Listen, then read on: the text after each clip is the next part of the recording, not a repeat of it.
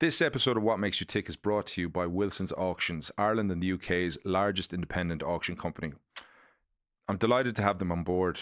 They auction everything from designer goods, vehicles, machinery, luxury watches, jewellery, and land and property. WilsonsAuctions.com. It's a whole world worth exploring. Ladies and gentlemen, welcome back to What Makes You Tick. It has been a while, and I am really excited to introduce you to my next guest. Phenomenal human being who has captured the hearts and minds of Ireland and the world for his adventure races, for his the challenges that he set himself and the battles that he's overcome over the last over his lifetime, really. Mark Pollock, it is fantastic to have you, and thank you for welcoming us to your home. Well, I'm delighted to be able to welcome you here. This is the first time I've had a podcast in the house, so this is what it was all about. Well, we've got a great crew behind us, but it's great to be able to come here and sit down with you and shoot the breeze with my listeners to basically get a sense of the world and the life that you've lived over the last while. As a young fella from Limerick, I remember watching your adventure race across the South Pole. And I remember turning to my folks, and I'm getting goosebumps even thinking about it now. And I remember turning to my folks and saying, I'd love to meet him. I think he's class. What a man, you know? And that was following your rowing career and then finding out that and obviously going blind, but we'll talk to that in a minute. But it's actually kind of like it's an unreal feeling to be able to sit across from you now on the pod and have this conversation. So I genuinely really appreciate it, and it's amazing how it comes full circle.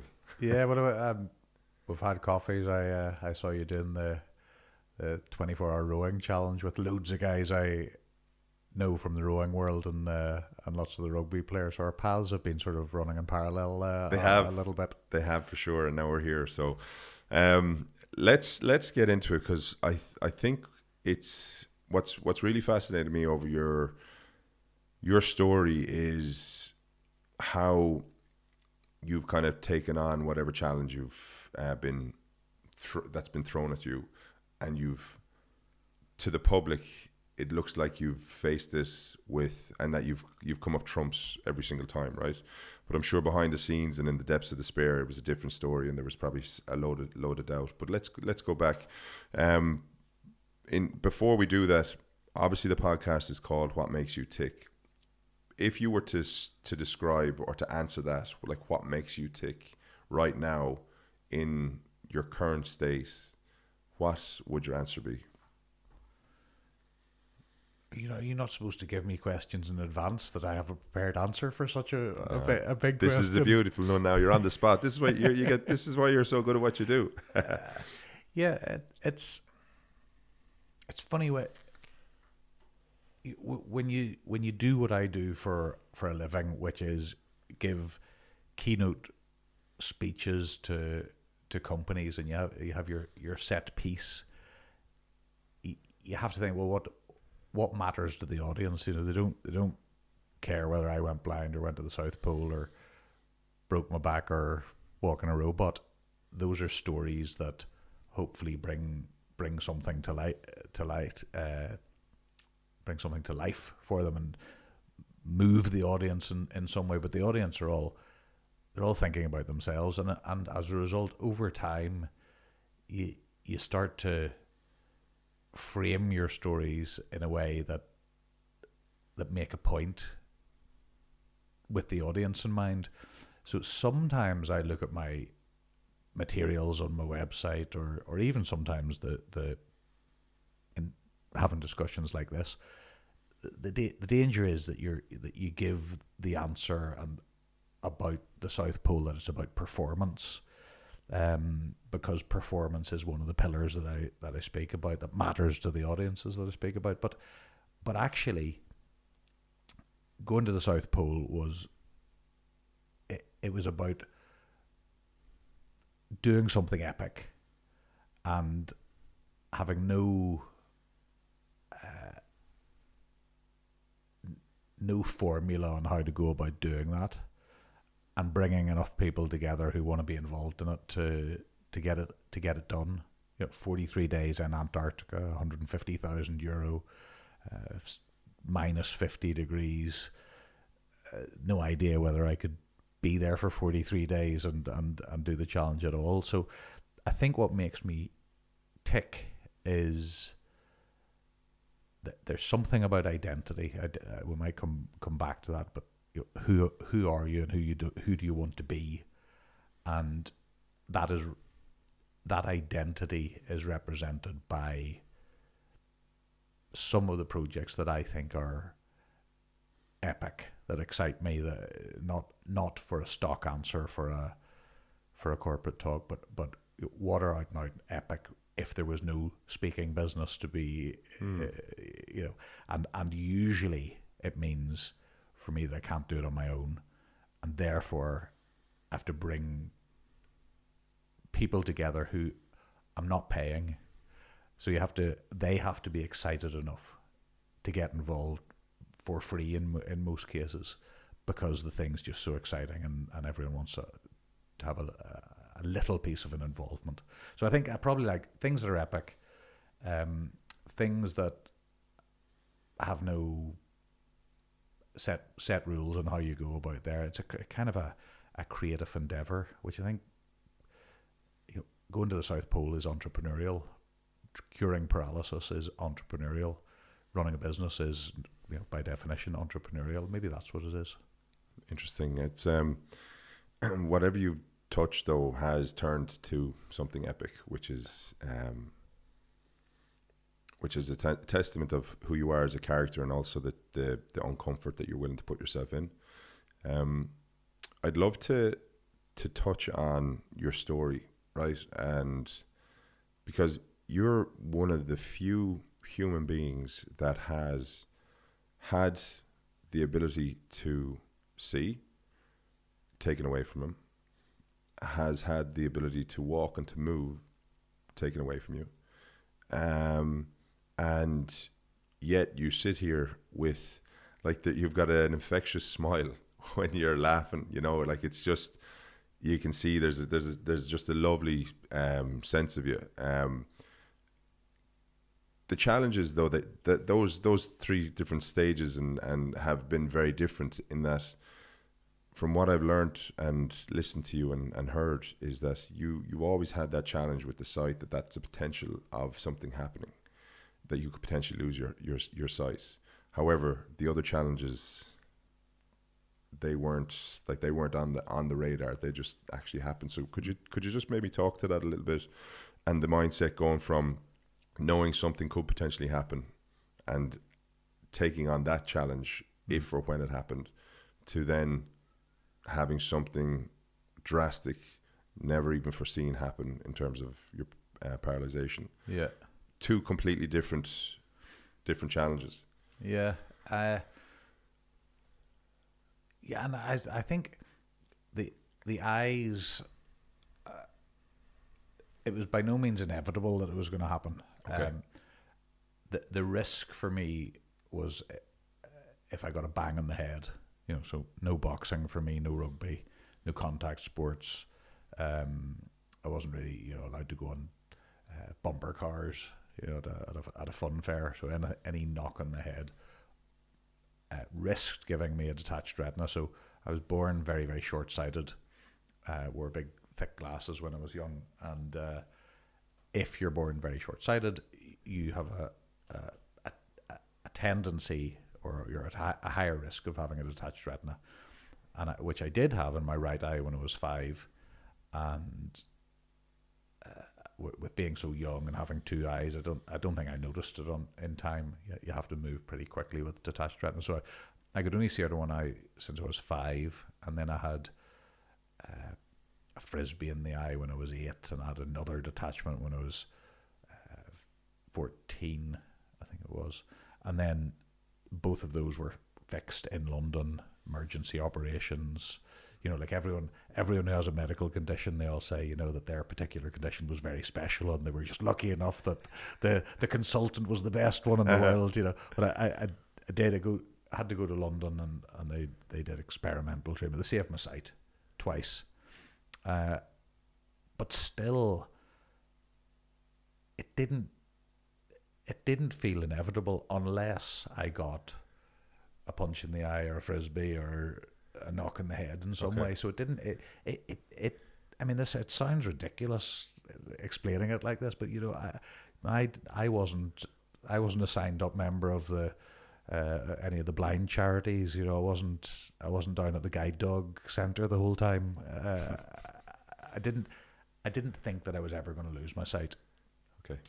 Albeit it was always there in the background. So things were going to plan. You know, I was in Trinity College, about to sit my finals. I was rowing for the university, moving into the international setup, going to go and start a job in investment banking in London. You know, it was all happening. And then just I noticed some blurred vision during a circuit training session. I was in the boathouse looking out, sunny day, towards the end of March, start of April 1998, and it just looked I thought it was just because I was looking from the darkness out into the sunshine, with the sun coming down and the river flowing by, and it was all blurred around the edge of my vision, which I'd had before. I think lots of people doing circuit training have that. So I didn't think anything was wrong, but I woke up the next day, cycled down to the boathouse, and it was really blurred the next morning, and I didn't go rowing that day.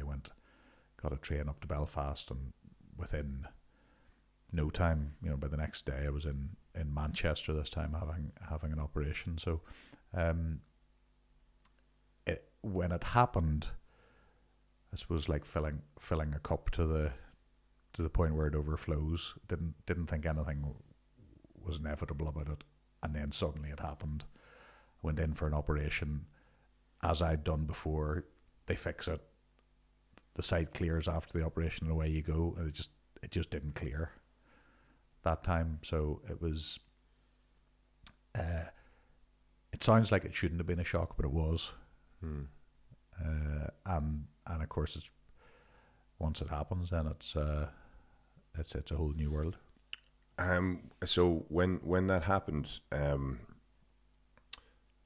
obviously you'd been through the operations before, and you kind of knew what to potentially expect. When did you realize that your life had completely changed then? Was it pretty shortly after the operation, or was it within over a certain period of time? No, a period of time went by, because what happens with a detached retina operation is that you can't see it. You go in for an operation, you can't see anything, because they'll take all the fluid out of your eye and replace it with either a gas bubble. They'll replace it with either a gas bubble or a silicone oil bubble to push the retina back on. Once they put the retina back on the back of the eye, the gas or the oil pushes the retina onto the back of the eye, keeps it in place until it has time to heal. And in that process, they churn up old cells that are floating around in your eye. So when you come out of the operation, you can't see anything. And then each day goes past, and within about a week, it's starting to come back and clearing. So that's what I expected to happen. And a week in, 2 weeks in, 3 weeks in, it wasn't happening. And I think I knew this wasn't going to plan, and there was some discussion about would they do a different type of operation. May went by, June went by, and they decided to do the other operation. But I'd effectively been blind since the 10th of April when I had the first operation. I couldn't see see anything, but I wasn't blind because I was just recovering from an operation. So you're in this strange limbo land, and in fact, that period of uncertainty, when you feel like there might be a chance that they can do something, but you kind of know deep down that there is no chance. That was very, very difficult, because I couldn't say, right, I'm going to go and start doing the rehab and getting a white stick and a guide dog and a talking computer, and I couldn't look to the future. I was caught in this sort of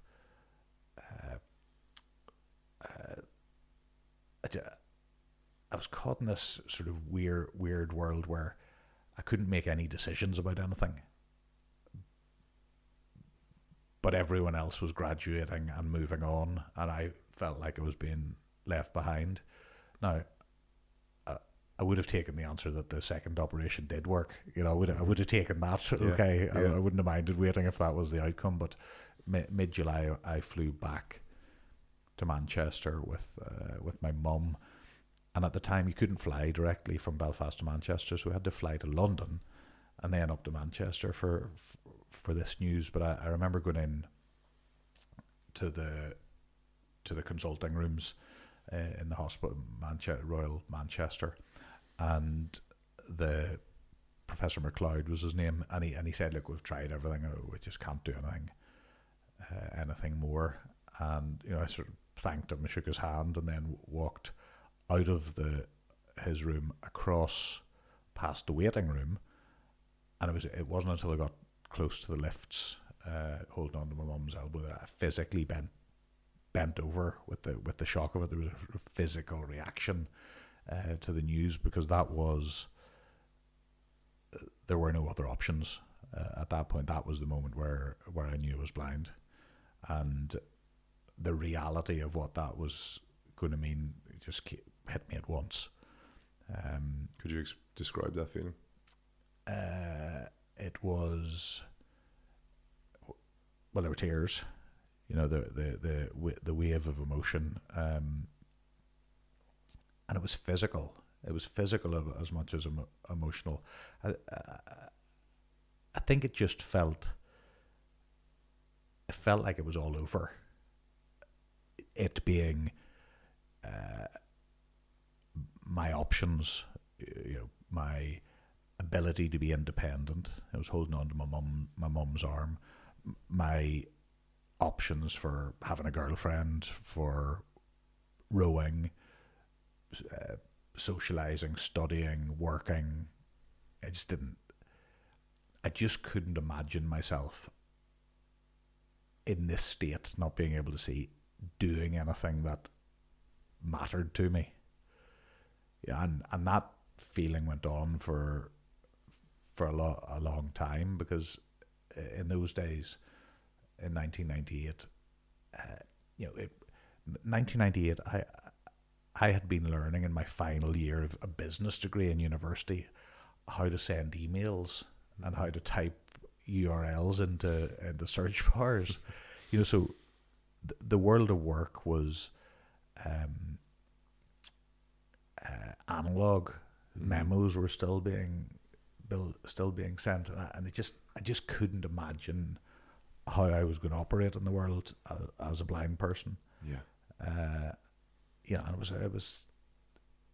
it was hard, and I really got this sense. It might have been a timing thing, but people graduating from university and leaving Dublin and going to London and New York and Hong Kong, I just got this terrible sense that I was being left behind.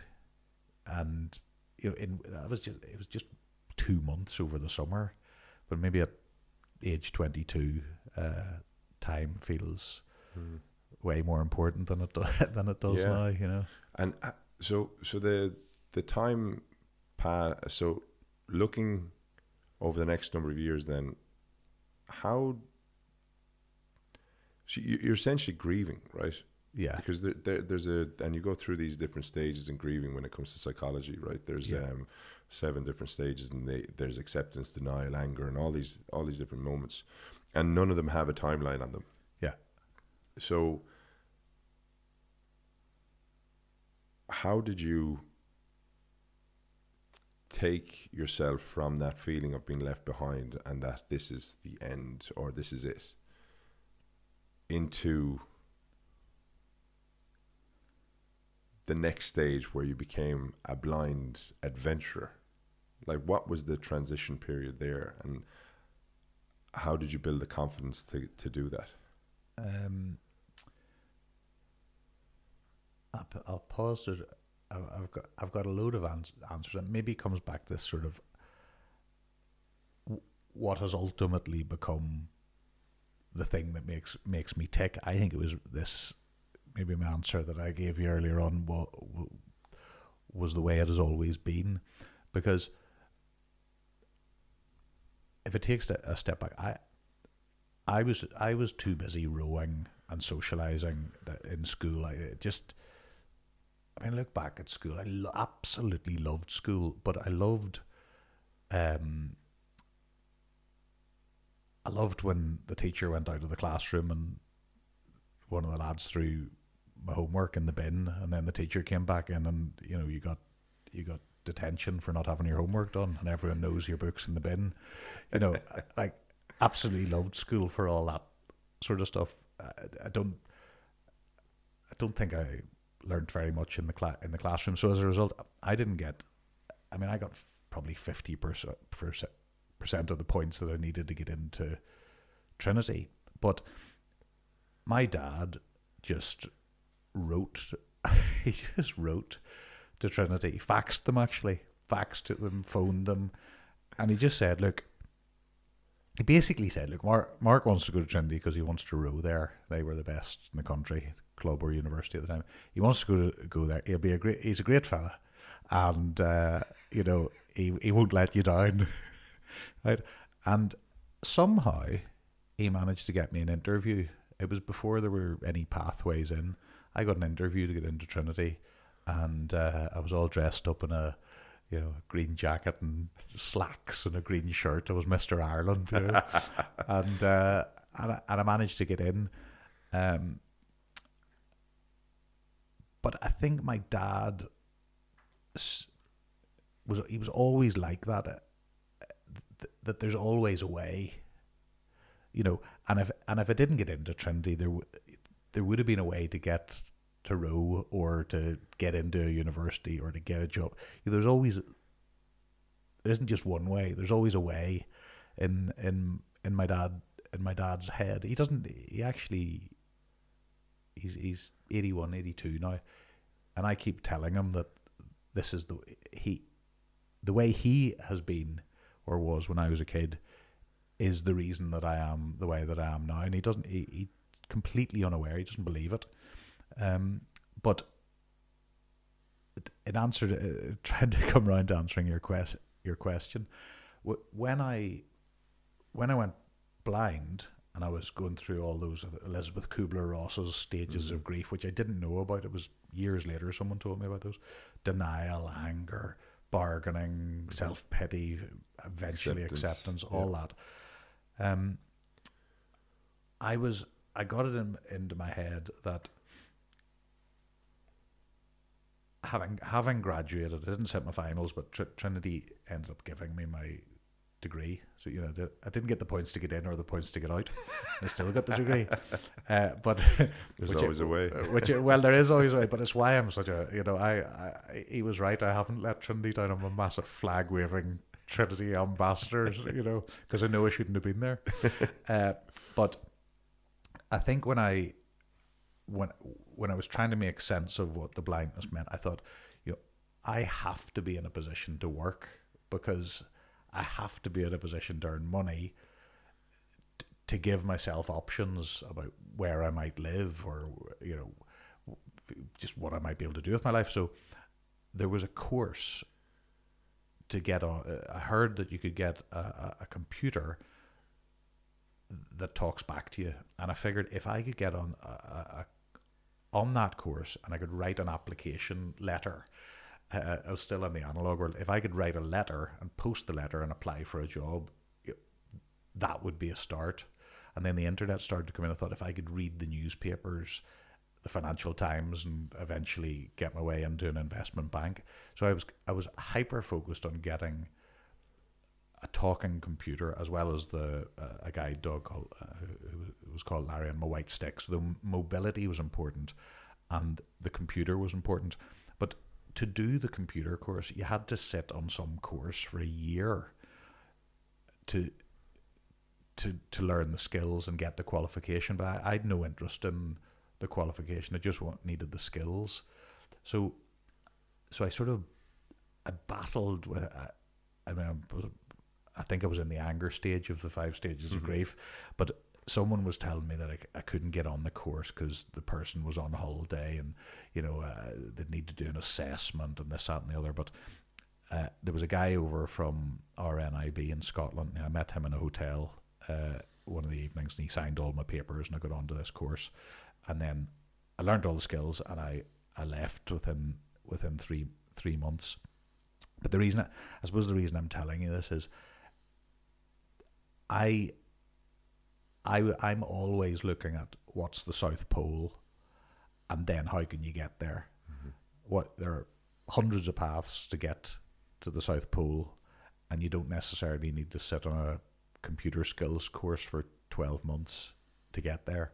And I think that's always been the way. I do think, like, I didn't think when I went blind in 10 years' time I'm going to go to the South Pole, but I was sort of operating in I need to get a job.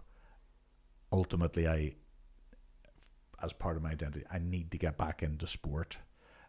The Commonwealth Games became the thing that excited me. And then I started training, and we qualified and went on and got medals at the Commonwealth Games. I thought I need to do a master's because I need to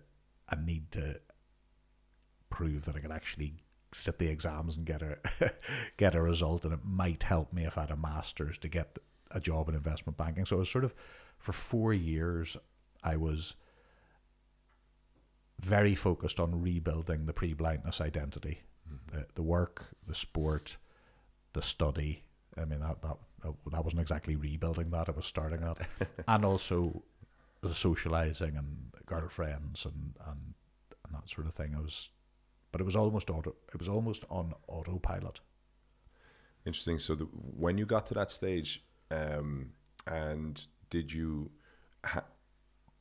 had you finally gotten to that point of acceptance? Or has that ever?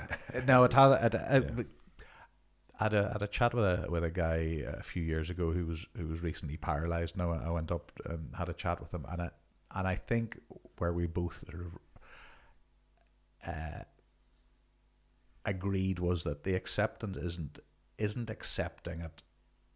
That doesn't mean that you like it, but I think at some point you accept that this is the starting point. This is the reality. This is the springboard to the next place, regardless of whether you like it or not. So I think that's where I get to with the acceptance of it. So I still don't like the blindness. So of course, yeah. So the decision then to take on the South Pole, where did that like who put that into your mind? So the because you had done a lot of adventure racing prior to that, right? Yeah. So I'd 4 years after going blind, I had the company I'd been working for had gone bust, right? So I had no job, which was okay because I was finishing my master's and handed in the master's thesis, and I got my silver and bronze medals in the Commonwealth Games with a friend of mine, Brendan Smith. So at the medals, at the masters, and I had no job, and I was going to go and try and get a job in an investment bank in London, but a lot of my mates were 4 years into it, and I thought I need to be that bit more qualified. So I started to do a PhD in leadership because I thought if I got a PhD, and this was in Trinity, so I thought if I got a PhD in leadership, it would help me get into investment banking, right? And at the same time, within the first 2 months, I met a blind guy called Hilton Barber, who did adventure races, and he'd just come back from doing 6 marathons in a week in the Sahara Desert, the Marathon des Sables, and And I said, God, that sounds impossible. And he said, well, look, I'm 30 years older than you. I never went to the Commonwealth Games. It's not impossible because I just did it. The question is it possible for you? So I then signed up. I carried on rowing that year, and I signed up for an equivalent race, 6 marathons in a week in the Gobi Desert. And at that stage, it was just sport as part of my identity. You know, I could do it. I was fit from the rowing, so endurance sports were my thing. And I did it just as a challenge for challenge sake. And we raised some money for a charity, Sightsavers International, along the way. But on that trip in northwest China, I met a guy from Merrill Lynch, one of the investment banks, and he was born in the same hospital as me, but he worked in Hong Kong. And at the end of the trip, we were having a few pints after the event, which is what I liked about these adventure races. You know, you do something hard together and you have this shared experience, and then you have a few beers afterwards and reflect on it. Anyway, he worked for Merrill Lynch, and they were having an offsite in Bangkok, the whole Asia business, and he invited me over to give a talk. And you know, I hadn't really I'd done a couple of things, but I hadn't done anything major. So myself and my sister flew over, first class. You know, we didn't sleep a wink because we were worried about missing out on all the movies. you know, I was trying to keep my sister off the drink while I was pretending to be professional. You know, so I did this talk, and Miles Hilton Barber had this business, and he advised me a lot. But I started to build this business, which was I could be a sort of semi-professional athlete, 6 marathons in a week in the Gobi Desert, the North Pole Marathon, the Dead Sea Ultra, the Zurich Ironman, just all the coast to coast in New Zealand, which I failed twice. I got coast to middle and helicoptered off, missed the time cut off. Oh, but wow. but I was an adventure athlete first, and the speaking business was growing as the races got more and more difficult. But I did the Dead Sea Ultra and the Everest Marathon, the lowest foot race in the world and the highest foot race in the world, a month apart, and I wasn't fit. I was sort of dialing it in. We didn't have to raise much money to do it. I got back and I felt awful because I hadn't put the work in, and I realised that I'd started to do these things the wrong way around. It wasn't to do the challenge for the challenge sake, like the Commonwealth Games was, like the Gobi Desert was. I'd started to do it for fuel for my speaking business, and the motivation was all wrong. I was never going to fail. I was never going to check out of those races and not finish them. I could do them. So the South Pole was much bigger, much more expensive. It was this epic adventure that I was doing. I was doing it because it had failure written all over it, the risk of failure. That wasn't the aim. The aim was to succeed, but it had the risk of failure all over it. And I really genuinely wasn't sure whether I was going to be able to either raise the money or do it. And that was what was attractive about it. I actually didn't do the South Pole race for my speaking business. But of course, the truth of the matter is that it's exactly what I speak about all the time, and you know, Yeah. and that's a spin-off. That's the way it should be. Yeah. But I did it because because that particular challenge inspired me.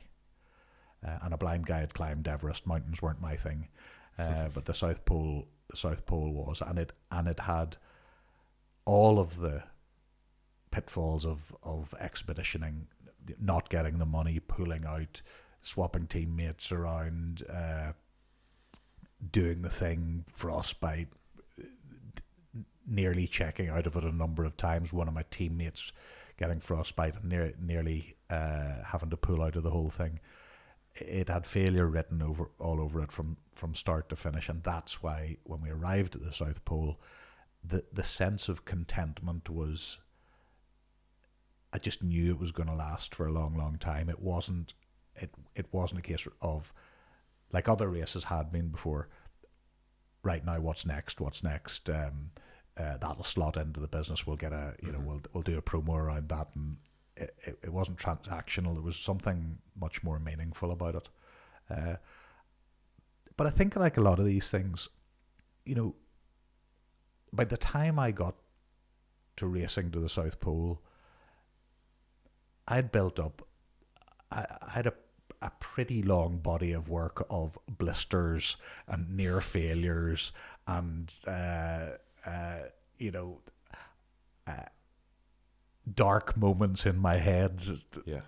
A couple of marathons into an event, so it was a big ask. It was a big ask at the time, but it was what I did. That's the space I was kind of operating. It was a step up, and it was exciting and concerning. But when you were watching me do the South Pole race, I was starting to get to the point where I needed to do something like that for it to be challenging enough. And it was. There's a beautiful piece in that where you talk about one of the days where you're about to give in, and you had carried a flag with you with 500 names of the people that supported you and the people you were doing it for. And that was a moment that I thought was magnificent, in that you turned around and went, "There's no giving in. Like, we got to keep going for those people because I don't want to let them down." Now, you would never have let them down, but in your mind, it was right. Where I'm not stopping. Well,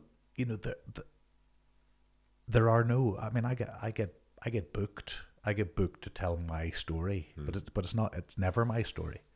There are. I think so often we love the individual hero story, and in that South Pole context, it's Shackleton, Scott, Amundsen, like they were there on their own. Tom Crean didn't get a look in for about 100 years, but there are always stories of people working together to achieve more, and in our case, that meant it was me, Simon O'Donnell, a guy from Dublin here, very, very close friend of mine, but at the time, I didn't know him that well. You don't necessarily want to do these things with your best mates. But it was me, Simon O'Donnell, and a Norwegian guy called Inge Solheim. But that flag that we brought, it had 500 photos of people who had supported us. Now, some of the photos, there's a great one. Someone sent us in a photo. They uploaded the photo on that they wanted to represent them, and it was a cup of tea. They said we could have a cup of tea when we're down at the South Pole. There are people's children on that flag, and the parents are saying, "You've been to the South Pole," But it represented the reality of any of these projects. That very often it's a small formal team, and then a much, much bigger informal team of sponsors, advisors, training mates, PR people, marketing people, backers of all different kinds. So it was meaningful, and it was also maybe, being from Northern Ireland, flags are, I wouldn't really have flags sewn onto my kit. We're a bit weird about flags in Northern Ireland, so it just felt appropriate that was our flag. And it's been, it kind of represents everything about rowing, everything that the aftermath of blindness, didn't do any of it on my own, the aftermath of the paralysis, Simon, my parents, the thousands of people who have been involved in various projects as we're trying to cure paralysis. I've still got the flag, and it's. I was going to ask you, where is it now? Yeah, it's. Well, of course, I should have it on my wall. It's in a safe place, and I probably I'll have to. It might be space down here now. Well, it might. It might be down in the basement. I'm not sure it would fit in with the decors in the upstairs. So just to move on then, because you spoke about your paralysis there. I know you've spoken about it to length, right? But like a good Shanachie, you have to assume that you're telling the story for the first time, or the person is hearing it for the first time, right? Could you maybe just talk to the accident and how that has reshaped your view on the world? Yeah, well, coming back from the South Pole, which I keep saying South Pole. Now I'm conscious. You'll have to edit out some of the repeats of South Pole. Don't worry. But I felt the sense of contentment went on for a long, long time after it, and I felt pretty unstoppable at that stage. The business was going well. I felt I'd sort of graduated in the adventuring world. I'd asked Simon to marry me, and she'd said yes, and we were all due to get married in the summer of 2010. And a month before our wedding, I was in England at Henley Royal Regatta, where I used to race in the rowing, and we go back every year and support all the various crews that are racing from Ireland. And I was staying at a friend's house, and I got up in the middle of the night. I suspect I got up to go to the bathroom, although I don't remember anything, and I was running my hand along the wall to find my way, and my hand found an open space where the closed window should have been, and I cartwheeled out of a second story window, and I landed on the ground below, fractured my skull, it bleeds on my brain, massive internal injuries, but at the time I didn't know any of that. I was just lying on the ground, totally disorientated, trying to work out what was going on. And there were a number of friends in the garden. I didn't know what was going on, but my pairs partner from the Commonwealth Games, who made all the calls in the boat, a guy called Brenton Smith, it was just like I could hear his voice, and he was telling me, he was keeping me calm and telling me what was happening, and I could hear him. I couldn't hear anyone else. Off in an ambulance, I was in and out of consciousness, and I found myself in hospital in England for days, and then weeks, and then months. But in those early stages, I was really walking a fine line between life and death, and out of it on morphine, high on morphine, not sleeping, and Simon was there, my mum, my dad, my sister. People who were at the regatta were kind of coming in and visiting me. It was a surreal experience. And then the doctors and nurses can't tell you whether you're paralyzed or not, because they don't know. Is the spine in shock? Will it recover? Will you not recover? But I think I knew from a very, very early stage that this was real. I couldn't feel or move anything from my stomach down, and the pain, the broken ribs. It was just, the broken ribs were worse than the paralysis. So I was lying there in a hospital with a mix of an understanding that I just added paralysis to the blindness, an appreciation that death was on the cards, but I didn't want to be dead, either from the fall or during this process. And I also very, very early on had a sense that regardless of how it was going to play out, I couldn't take 10 years to get to the South Pole again. I was impatient, and I perhaps also I was perhaps ready for it, trained for it. I'd spoken about it and thought about how do you respond to challenges, and I kind of had the apparatus. Now, I did write a blog, which I speak about a lot. The sort of kind of second half of the blog optimist, realist, or something else. How should I respond to this? But in the first half of the blog, I write, I question whether the decisions that I'd been talking to companies about, that I thought I'd been using myself to deal with the challenges. Well, I think I said something like, is this just a corporate talk, or am I going to use these decisions to take on this challenge? Thankfully, they have remained pretty static. They are the things that I implement, even to this day. But I tell you, it was not easy. It wasn't easy. Looking back at that moment, or that time, Simone is quoted in saying that you have a choice. You have a choice on either turning to the bottle or actually trying to implement what you've been talking about. What was the first challenge that you needed to take in order to get you on the path? So, like, what was the first step that you needed to take to align your thinking to what you'd been saying in that corporate world? Yeah, well,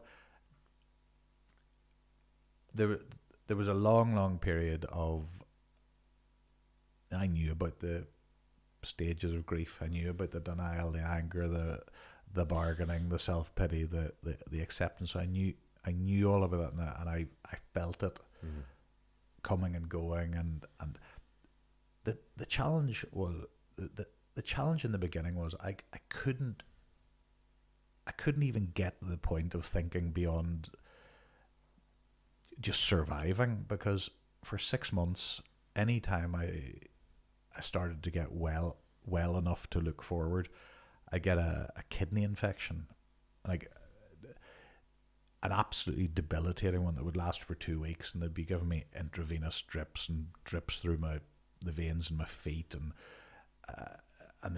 nothing would be working. They'd no idea why I was getting sick, and then it'd be better for a week or two, and then it would hit me again, and eventually one of the doctors looked at all my notes. One of the kidney specialists, he took them home at the weekend. He came in on Monday morning. He said, "Look, I've looked at all your notes. I don't think anyone has any idea why you're getting sick. My recommendation is that you get out of hospital." So there was that context, and there was also a moment where a guy. So I went into hospital 2nd of July 2010.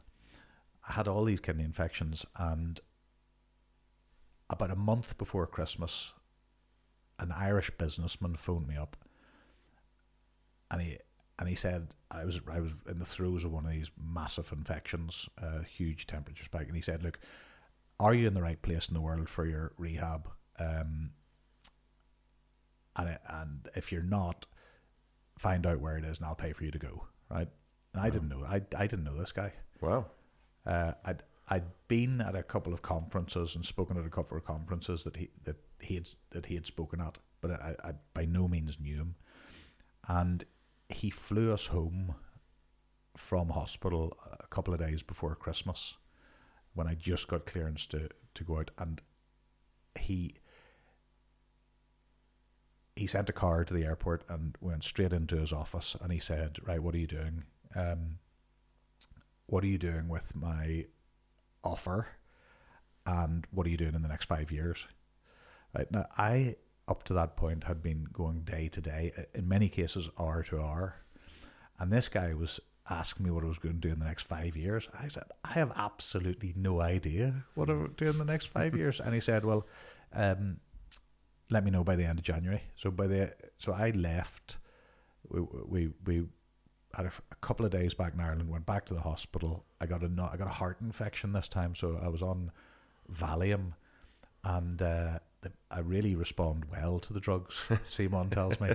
So I wrote this 5-year plan, about 80% of which I did, some of which this guy funded, and much of that much of that led on to what we were doing with the work to cure paralysis. But I think that the important point was he challenged me to give myself something to go for. He who has a why to live for can bear with almost any how, is a quote that I often lean on. Say that again. He who has a why to live for can bear with almost any how. It's Friedrich Nietzsche. And I had no why. It was just about survival. And that's okay in the short term, but it's not a strategy for life, surviving. I think you need something to go for. So he sort of shook me out of this day-to-day thing. I then came back to Ireland and got out of the hospital system in England. I had to come back to the rehab hospital in Ireland, and I was there for 8 months, which is fine. You know, I didn't need to be there, but I had to get a care package in place. But in trying to answer your question, the starting point by getting back to the way I'd operated, giving myself something epic to go for, and then trying to find a way to make it happen. And Simon had some input in this. She had started to read about the scientists and the technologists, and the first thing was started going, well, if I can get fit enough and strong enough to be ready for any innovation that comes down the line, that's going to be important. So we went to California. We got Simon, my South Pole teammate, trained up on how to do all the physical training. No technology or science in there. Then exoskeletons seemed to be interesting, and they weren't commercially available, but we were able to go and test them. We went to San Francisco and did that. Then I eventually got us an exoskeleton. Then the next thing that was coming down the line was spinal stimulation. So I had the physical exercise base, the standing and walking in the robot. Then we went to meet these like incredible scientists led by Professor Reggie Edgerton in UCLA. Started to do an experimental research study with that. So you go from the South Pole, which was epic, but Amundsen got there 100 years ago, to trying to cure paralysis, which has never been done before, which is really epic. So I think what got me out of the hole was having something to go for, and it being exciting enough to matter. Love that. It's incredibly epic. It is without a doubt epic to be part of the team that will cure paralysis, because I've no doubt you will do it in your lifetime.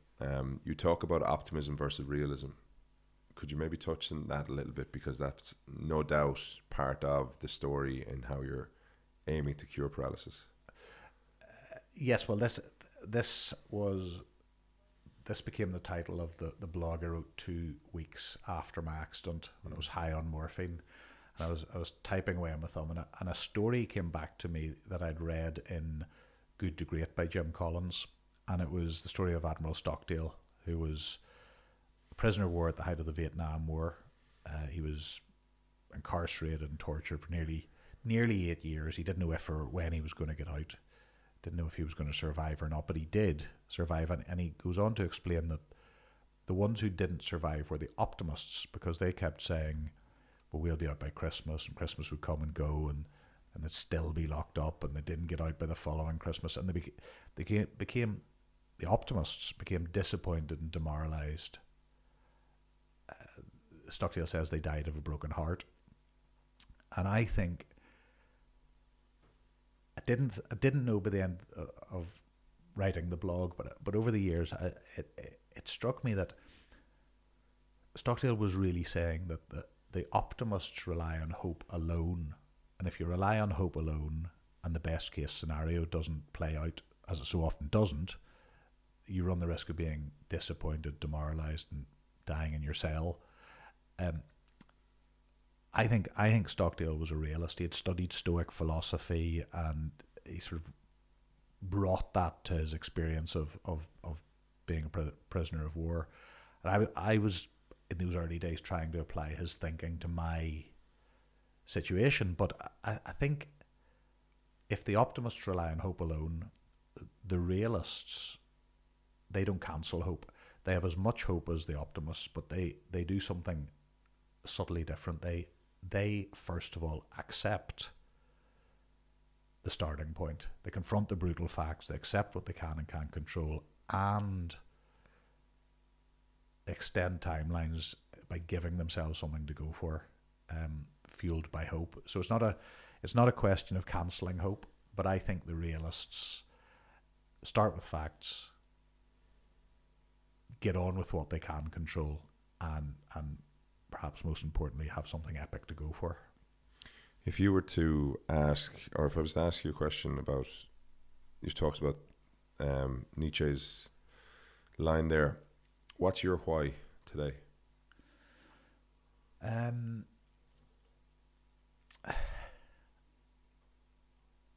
I've just done a course on what I have written about on all my marketing material, and then I heard back in the room a couple of times how people see me, which means I'm going to rewrite all my marketing stuff. But I think so. The people who commented, not whenever they were asked, I just heard them. They said, if I think about Mark's, they said, if I think about Mark's story, it's no one told him to just accept what is going on and get on with it. There's something in that. I talk about collaboration, I talk about performance, I talk about resilience, but I think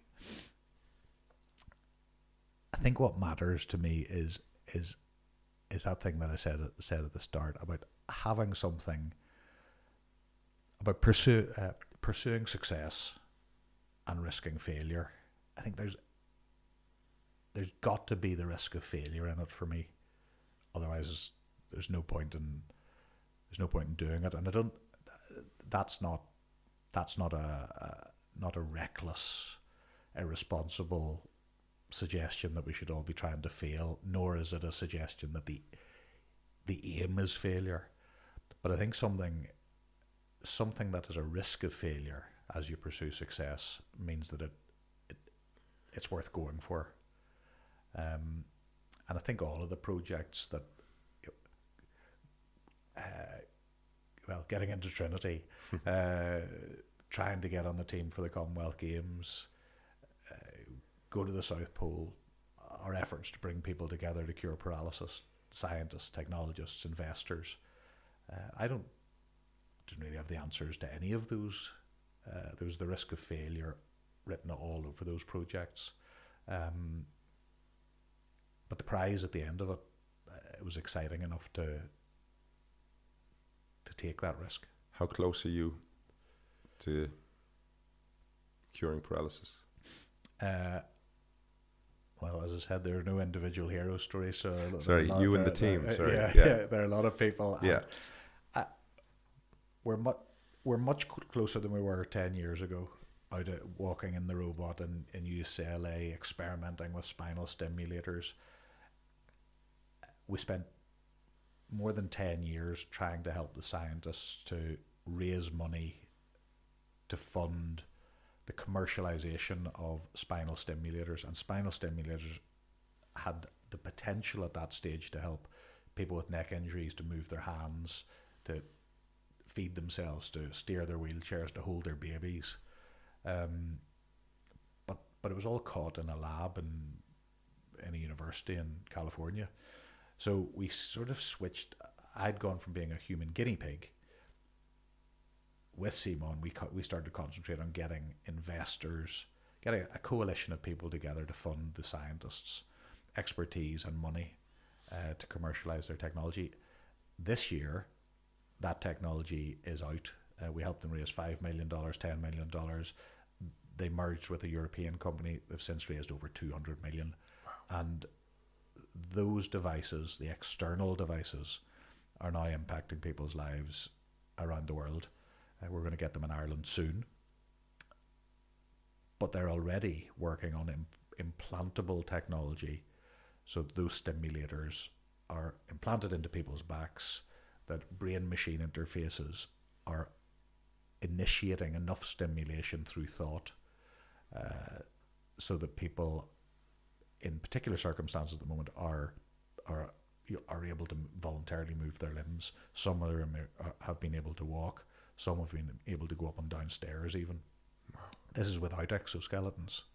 Wow. So, you know, and I should say at this point, the guy who invented this technology, he was a true explorer. You know, he is the Shackleton of our times. He was a physiologist working in a neuroscience and biological world, and as a result, for most of his career, he was seen as a bit of a punk. He didn't get the funding that he net because he was running against the system. But that's what explorers do. And it is his work, Professor Reggie Edgerton, that has ultimately fed into this incredible technology, which is the stuff of Shackleton. It's the only technology that's having a meaningful impact on people's lives right now. And unfortunately, about a month ago, we got word that he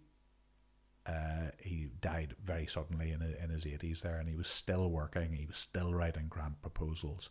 I was going to see him this June, and he was still working with people. But you know, his legacy is,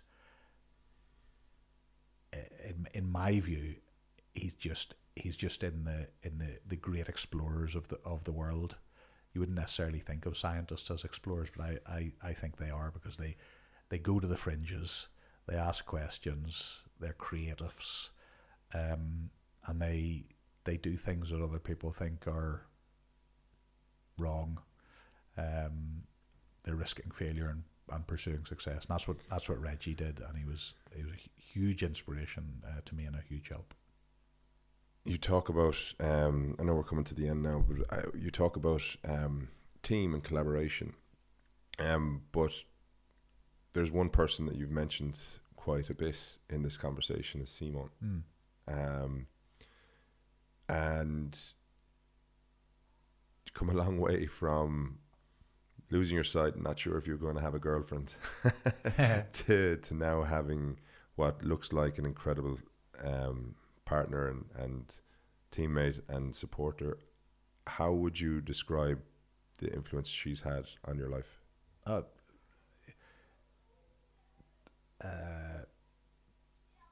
Absolutely.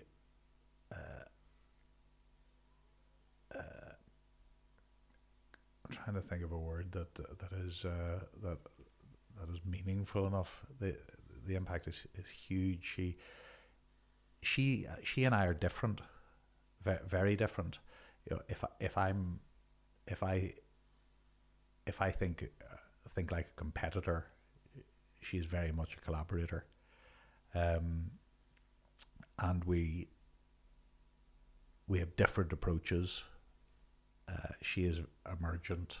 I'm think with the end in mind and work back, and we don't agree on everything. And I think that's why together we've been able to bring different skills and different perspectives to everything that we've done together. And you know, she is like the way I think of collaboration is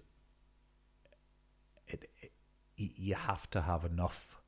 You have to be ambitious enough that there's enough room in the project for me to get out what I need out of it, and equally importantly for, in this case, Simon to get enough out of it for what she needs.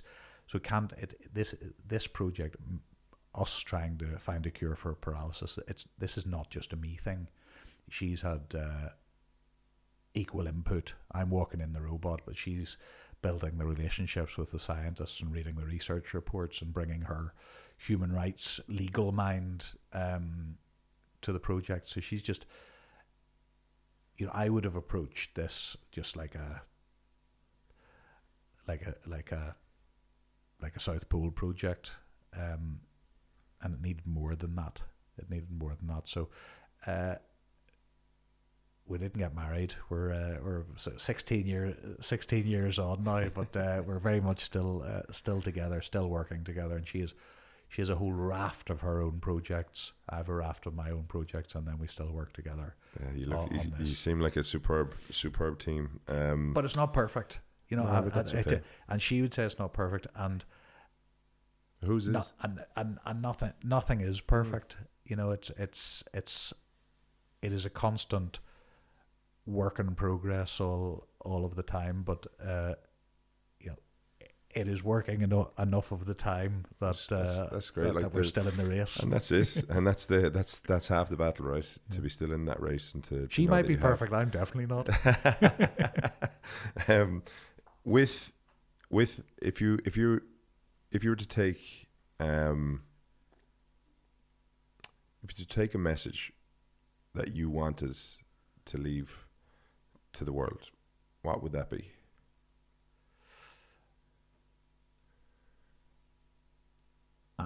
It is that sometimes we have the luxury of choosing the challenges we take on, and sometimes challenges choose us. That's just the way it is. And what we decide to do next, that's what counts. That's the only thing we can control. When people look at you and they see the life you've lived, the achievements you've made, and all at different stages throughout your life. Like I'm 42 now, close to be 43. There's people, friends of mine, who are in their 50s. There's people who are cousins and nephews and nieces and stuff in their 20s. And like, what's your kind of, when they look at you and go, geez, I can't do that, right? Or when they see your story and go, oh, well, like, that's the way he was wired. I'm not like that. What would you say to them?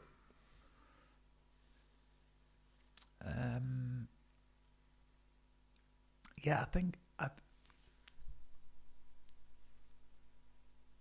just don't. You have to just deal with your own.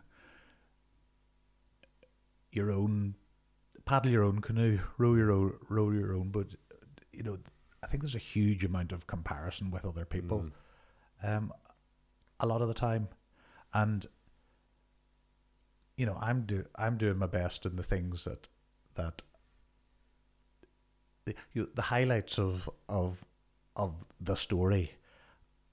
Most of those things I quite like doing them. So I've been fortunate that I've been able to spend quite a lot of my time leaning more towards the things that I quite like doing, like sport. Walking in a robot, being a human guinea pig is pretty much like sport, you know, and it's the same skill set. Putting a team together, raising money, telling the story, giving ourselves something to go for. That's my thing, and it's played out in different environments, and I've been fortunate enough that I've been able to find places and projects to do the things that I quite like doing, bringing people together to solve problems. So, you know, do your thing. Don't do someone else's thing, I think is the advice. Because I would be terrible in an investment bank. You know, I'd be absolutely appalling in as a lawyer. I'd be terrible doing, you know, I'd be terrible being Simon. You know, but she does her thing. So I think just try and work out what your thing is, not what you think it should be, and get on and do the thing that is your thing. Well, I think this discussion for me has been incredibly eye-opening. To hear your approach on life has been probably, do you know what? I think you've kind of blown me away again, just understanding the honesty and the challenges that you were facing internally, and then to be able to apply the theory that you've been sprouting about to actual practice. And it kind of shows it works, and you've consistently done that throughout your life and the various challenges. I think you're a remarkable man. I think you have like you've shared your home here and you've brought us in and you've allowed us to have this conversation with you. I've no doubt loads of people will take from it tools that they can apply to their own lives. What's next for you? What's the future hold for Mark Pollock? Well, I'm halfway through a professional doctorate, so I said I started a PhD in Trinity 20 years ago. I didn't really start it. In fact, my old supervisor, Mary Keating, said that I just needed to go back into Trinity for a while to find out what it was going to do. She was right, but I find that deeply offensive. So anyway, I'm halfway through a professional doctorate in elite performance, trying to work out why when challenges appear to people sometimes sit on the sidelines as spectators, and in other situations they step into the arena as explorers. So I'm studying that. I'm looking at self-determination theory, looking at hope theory. I'm going to interview loads of interesting people and find out if there are overlaps with the way I think, or people do it completely differently. So that is sort of an extension of my speaking business. That's not the South Pole or the walking in the robot. So at the moment, what I'm trying to do is I'm trying to get stimulators into Ireland, trying to get my hands on one myself, and I want to see what happens whenever you train over a long period of time, not just like a lot of these research studies where you do 5 days and they try and extrapolate what might happen. I'm trying to see, okay, if you were training for a marathon, you might train for a year. So what happens if you walk with the stimulator and in the exoskeleton for a year? What impact does that have on the body? So I've got that sort of physical bit, and then I'm in the ongoing fasting keto diet, so that I can eventually do a muscle up and then bore people with it constantly. You'll get more followers for the muscle up. Well, that's it. Well, Mark, thank you so much for taking the time and sharing your story. It's been an absolute pleasure. Thank you. Thank you. This episode of What Makes You Tick is brought to you by Wilson's Auctions, Ireland and the UK's largest independent auction company. I'm delighted to have them on board. They auction everything from designer goods, vehicles, machinery, luxury watches, jewellery, and land and property. wilsonsauctions.com. It's a whole world worth exploring.